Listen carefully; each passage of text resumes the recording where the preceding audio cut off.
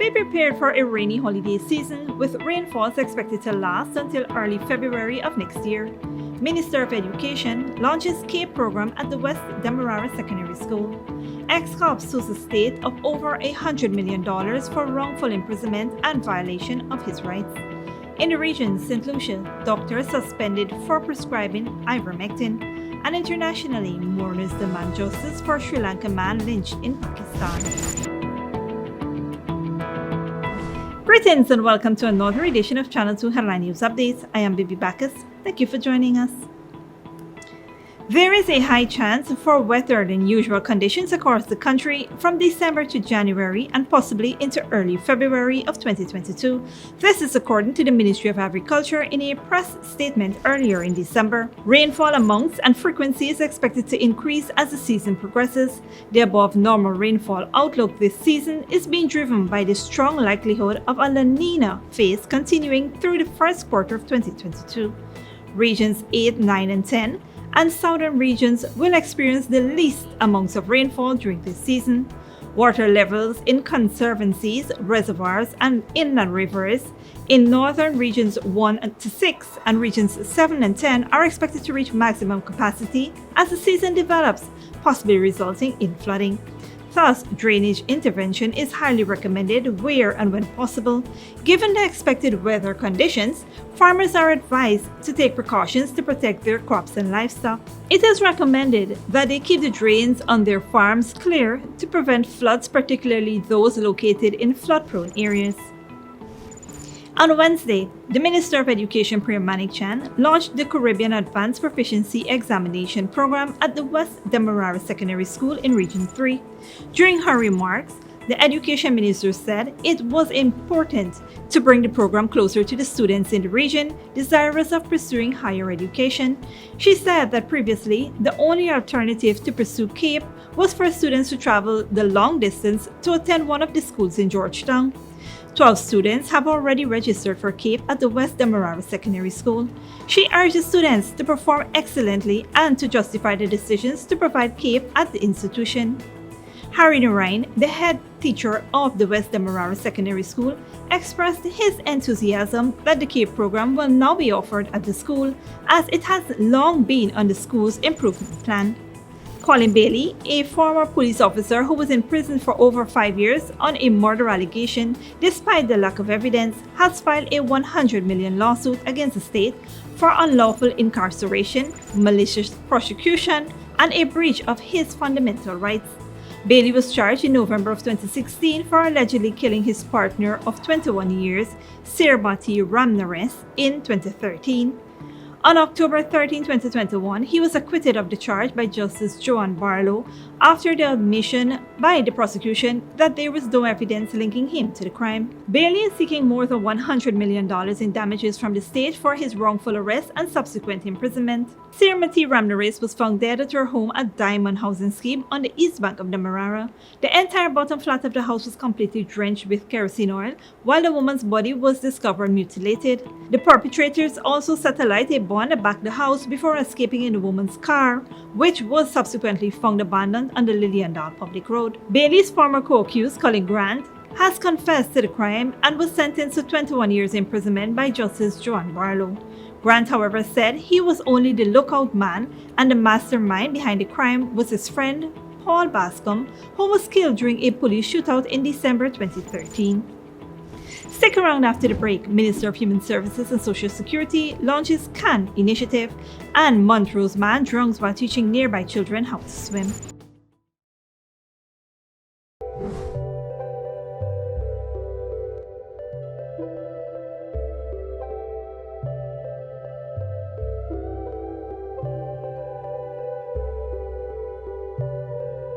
Shop at John Lewis Styles in December and you could win one Amazon Fire tablet every day. Yes, every day. And that's not all. 4 persons will win $500,000 to spend in the store. Just imagine, $500,000 to spend on clothing, footwear, watches, fragrances, handbags, luggage and accessories. So shop now at John Lewis Styles to win one Amazon tablet every day and $500,000 to spend in the store. John Lewis Styles, simply different.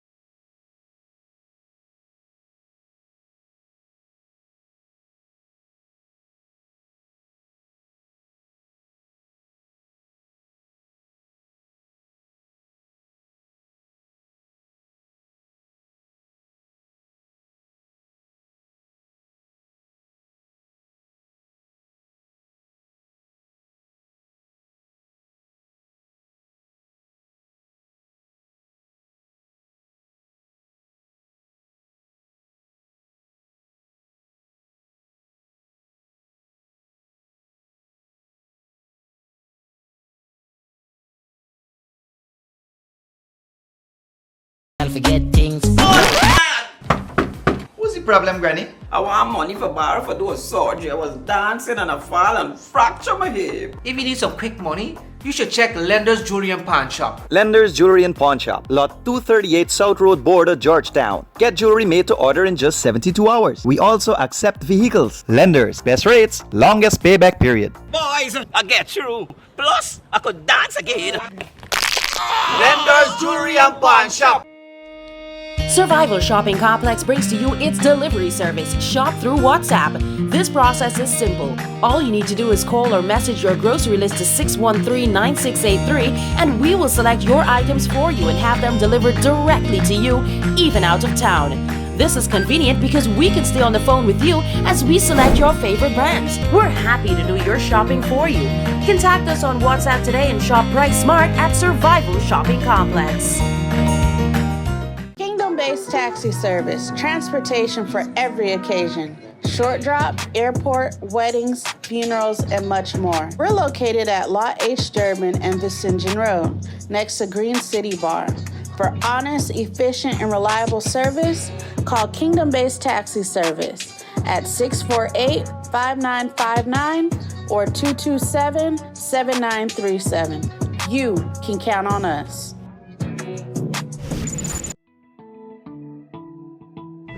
Welcome back. On Wednesday, Minister of Human Services and Social Security, Dr. Vindhya Prasad, launched her ministry's latest initiative called Community Advocates Network at the Parliament Building in Georgetown. The launch was in keeping with the ministry's 16 days of activism against gender-based violence. CAN is a brand new program that encourages a robust and vibrant network across the country where people encourage each other, help persons seek help, and report issues to the ministry in a timely way so that actions can be taken. Whether it's a child, an adult, male or female, we need to ensure that there is confidence in the world, confidence in society, confidence in each one of us, so that when they speak, when they muster up the courage within to share those terrible experiences, they know that there will be a helping hand, an ear to listen, and a number of people to say, I stand with you. Minister Prasad went on to say that abuse is a social issue that cannot be overlooked any longer and must be recognized for what it is and addressed. Violence is not new. Violence against women and girls, definitely a global challenge. But violence against women and girls and boys exists in our country. And we need to not be blind. We need to not be dismissive. We need to hear the repeated cries for help. We need to look beyond the physical and understand the emotional scars. The minister made very clear that anyone who perpetrates violence, irrespective of their officer status, will face the full force of the law. Prime Minister Brigadier Mark Phillips was also at the launch and pledged to play a greater role in ending domestic violence in Guyana. Against women and girls has no place in the 21st century, no place in a developing Guyana. And I take this opportunity to add my voice against violence against women and girls in our society. It must stop now. The Prime Minister joined members of the diplomatic community, religious leaders, civil society representatives, and other ministers of government in signing a pledge to always stand up and speak out against domestic violence. Minister Prasad also committed to having over 2,000 police officers from the Guyana Police Force trained to deal with domestic violence reports within the next 5 months. A 33-year-old man has lost his life by drowning at Felicity Railway Embankment on the east coast of Demerara on December 9, 2021. That is 33-year-old Solomon Sukram of Montrose Railway Embankment, East Coast Demerara. Inquiries disclosed that the deceased normally cuts grass for his father's cattle at the back of Felicity on the east coast and would often consume alcohol before cutting grass. Reports are that around 4 p.m., Solomon went to the location to cut the grass. He was allegedly under the influence of alcohol at the time. The man proceeded to take off his clothes to swim across the canal to cut the grass. He began showing the children in the yard how to swim when he plunged and went under and did not resurface for about 5 minutes. Solomon's family and the police were alerted. During a search of the canal, his motionless body was found. Efforts to resuscitate him were unsuccessful. Solomon was pronounced dead by EMT on the scene. The body was examined for marks of violence, but none were seen. The body is currently at the Memorial Funeral Home awaiting a post-mortem examination. Don't go away after the break. United States, a 2-day virtual summit for democracy, and Hong Kong democracy activists found guilty over a 10-minute vigil. But before that, here's the bridge retraction schedule.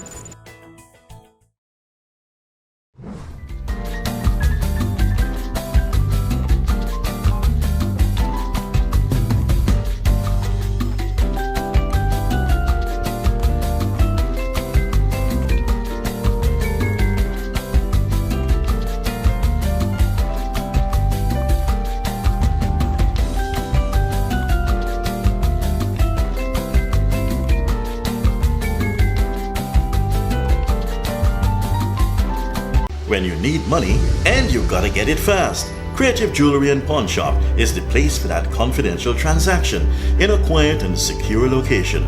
You'll get the highest value per pennyweight for your gold and also enjoy the lowest interest rates and longest payback period too. Yes, for that instant transaction to solve a pressing financial problem. That Creative Jewelry and Pawn Shop, 46 Boyle Place, that's between the Ministry of Housing on Brick Dam and White Castle Fish Shop. Be your first and only choice. Creative Jewelry and Pawn Shop, safe and sound, solid and secure, always there for you. Telephone 231-7878 and 223-8955.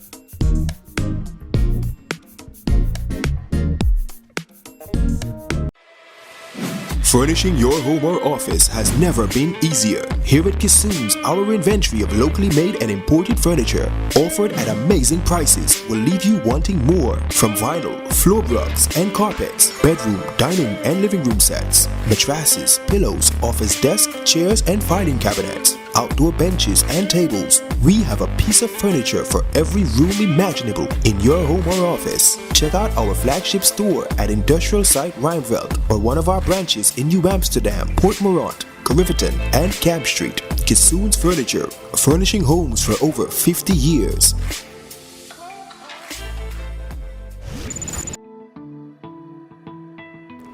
Welcome back. Now we take a look at news in the region and around the world. A medical practitioner in St. Lucia has been suspended for 6 months after she allegedly prescribed the drug Ivermectin to treat patients who had contracted the coronavirus. Dr. Gilbert Sidrose confirmed her suspension by the Medical and Dental Council of St. Lucia. The St. Lucia Times, who broke the news, said that the council delivered its decision against Dr. Sidrose for prescribing and supplying the drug Ivermectin to patients without authorization from the Ministry of Health or the Chief Medical Officer, and publicly encouraged it to be used to treat the virus. Ivermectin is an anti-parasitic drug most commonly used to treat livestock. It is US FDA approved for humans when treating lice, rosacea, and specific parasitic diseases, but not for COVID-19. The World Health Organization says the current evidence on the use of ivermectin to treat COVID-19 patients is inconclusive. The United States is hosting a 2-day democracy summit with about 110 countries to discuss the decline of global democracy. Some experts have criticized the choice of invitees, saying it includes governments with questionable human rights records. Critics of the talks says the US has yet to make progress on its own internal reforms, such as laws restricting voting rights. Al Jazeera's Kimberly Hackett reports. The images are unforgettable. Supporters of former President Donald Trump last January attempting to overturn the results of the U.S. presidential election. It rattled a nation that prides itself on being a model for democracy. Since then, many Americans have come to believe democracy is under attack in the U.S. and elsewhere. It's no secret that there's democratic backsliding happening around the world. That's why U.S. President Biden is holding a virtual summit this week to bring together more than 100 countries to promote democratic ideals like voting and human rights. The Biden administration points to threats to Taiwan from China and Ukraine from Russia as just some of the examples of how democratic governments are being tested. It hopes to rally global leadership to stand up, even confront those authoritarian forces. But critics say the U.S. lacks the moral authority to hold such a summit. We directly arm and finance some of the most authoritarian and anti-democratic governments around the world. The case that comes to mind over and over again is Saudi Arabia, where we continue to sell arms in the millions, billions of dollars to a government whose stated goal is not to support that democratic refoundation. The guest list for the summit has also raised eyebrows. Countries like India and Israel have been invited to attend. They've been criticized internationally for their authoritarian responses in Kashmir and the Palestinian territories. Meanwhile, Turkey and Hungary, both NATO allies, are excluded. It does not mean that that everyone we're inviting, we're giving a stamp of approval on. Every democracy is a work in progress. Divisions over the 2020 U.S. election continue, led by former President Trump, who has still not accepted the results or his defeat. Democrats say that sentiment has motivated Republicans to change voting laws in some states to restrict access to the ballot box and potentially manipulate future votes. Given the divisions over what democracy looks like in the U.S. and abroad, the Democracy Summit will be a test for President Biden. Will he be able to push world leaders, some with their own authoritarian tendencies, to take meaningful action to change? Kimberly Helkett, Al Jazeera, the White House. The funeral of a Sri Lankan man who was beaten to death in Pakistan has been held in his home country. A crowd attacked the man in Sialkot, Pakistan, before dragging him into the streets and setting him on fire. Staff at the factory where he worked had accused him of destroying a religious poster. Al Jazeera's Maneli Fernandez reports. Priyanta Kumara Devadana had worked in Pakistan for 11 years, the last 9 in the factory where he was killed. His body was returned to his home country Sri Lanka in a sealed coffin. His injuries too horrific to allow an open casket. I hope justice will be done considering the mental trauma my sons and I are suffering. I believe governments in Pakistan and Sri Lanka will intervene to ensure suitable compensation and safety of Sri Lankans in Pakistan. I hope no one has to go through this again. On Friday, hundreds of men stormed the factory where he worked in the eastern Pakistani city of Sialkot. Reports indicate they joined his co-workers who were angered by accusations the factory manager committed blasphemy by tearing down a poster containing the name of the Prophet Muhammad. They severely beat him and set his body on fire. The family is still in shock. His mother told Al Jazeera she brought up her 6 children alone after her husband died and was heartbroken that her youngest died this way. 2 days after Priyantha's body was flown to Sri Lanka, his family held his final rites. Priyantha and his 2 brothers had worked in Pakistan for more than a decade. What in my mind always thinking that how he has faced to that. Then sometimes I feel that okay, if I had a chance, later I have given my life behalf of him. This is the emotion. Then entire family, everybody is very shocked. The killing has been widely condemned in Pakistan and has sparked protests like this in several major cities. Members of the hardline Tehreek Labaik Pakistan party were reported to have been among the attackers. Pakistan's Prime Minister Imran Khan called it a day of shame for his country. The business community has announced $100,000 for his family, and he'll continue to receive his full salary. The sheer brutality of the mob attack is difficult to comprehend. The violence inflicted on Priyantha Kumara Devadana is hard to imagine. A post-mortem reportedly found that his spine was broken in 3 places, his vital organs damaged, and his body burnt more than 90%. His brother says he has never seen such brutality in his life.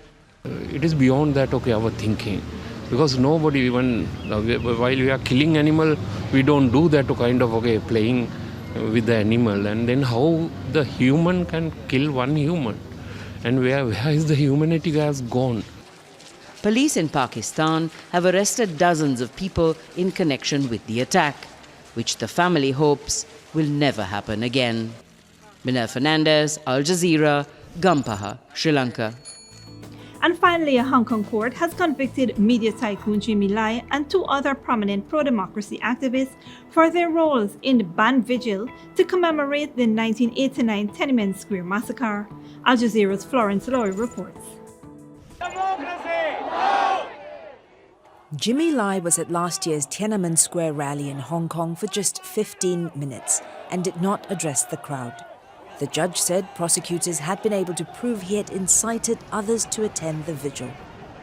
Lai used to own Apple Daily, a vocal pro-democracy paper. The tabloid was shut down after police raided its offices and arrested staff under a national security law. Some journalists in Hong Kong say they are not surprised by Wednesday's verdict. This has been the trend over the last year. The judge, Amanda Woodcock, ruled that Jimmy Lai didn't have to say anything to even incite others. The very fact that he turned up just outside the park was, quote, a deliberate act to rally support for and publicly spotlight the unauthorized assembly. The judge also found barrister Chow Hang Tung and former reporter Gwyneth Ho guilty of either taking part or inciting others to join the event. All 3 pleaded not guilty.